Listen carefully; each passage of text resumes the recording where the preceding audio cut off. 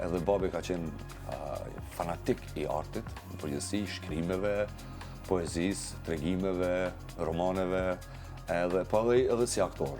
Okej, pra pas ke trashëgu nga i... Dëshira e të ndjerit ka qenë që studioj. I këmë thonë që unë aktrim du.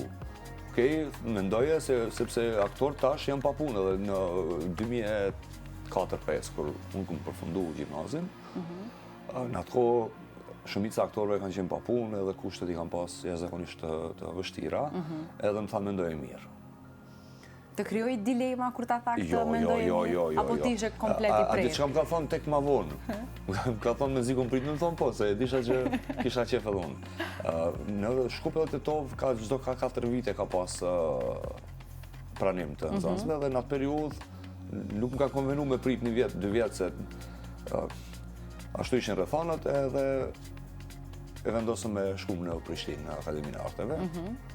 Në atë kohë Faruk Begolli ka pranu klasët, shumica tjerëve profesor kanë qenë asistent, pastaj ka marrë klasën në Armen Shagrabov Sinizha, për cilin jam shumë falenderuese në mënyrën se si na ka eduku, si na ka zhvillu, na ka bo gati për me pas më të lehtë pastaj jetën si aktor dhe punën në aktrim.